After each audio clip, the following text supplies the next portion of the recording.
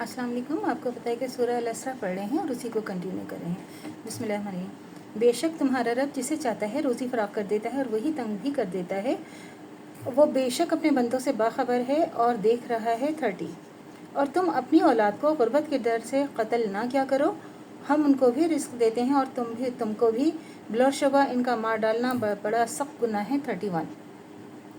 और तुम जना के करीब भी ना जाया करो क्योंकि वो बेहयाई और बुरी राह है। 32। और तुम उस शख्स को मत कत्ल करो जिसको अल्लाह ने हराम कर दिया है मगर हक़ के साथ, और जो नाहक कत्ल हो तो हमने उसके वारिस को इख्तियार दिया है, फिर वह कत्ल के क़सास में ज़्यादती ना करे, बेशक उसकी मदद की जाएगी। 33।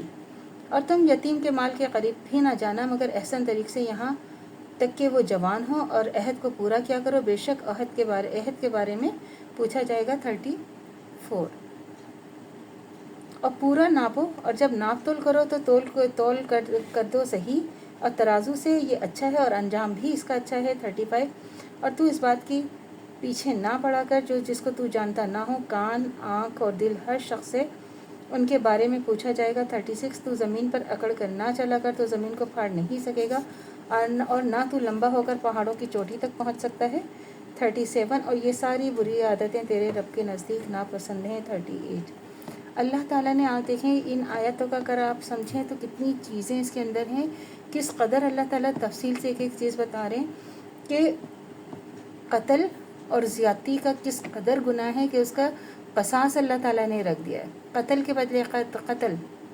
आइए आप देखें, और वो आप देखें कि अल्लाह ताला ने इस तरह इसलिए ये चीज़ें रखी हैं कि आप अल्लाह से डरें, आप बुरे अंजाम से डरें, आप अल्लाह से डरें।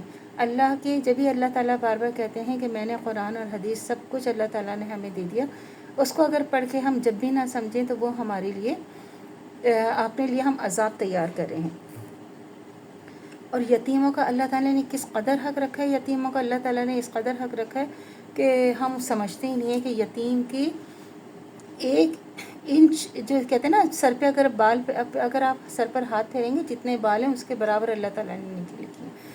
तो यतीम का हक मारना या यतीम को धुतकारना, धक्के देना या उनके माल को खाना किस कदर अजाब है कि हम अगर ये बात हमें समझ में आ जाए तो फिर क्या ही बात है। यतीम का अल्लाह ताला ने इस कदर रखा है कि यतीमों को तो आप समझें कि जिसने यतीमों के साथ नेकी कर दी तो आप सोचें कि उसके लिए कितनी नेकियां।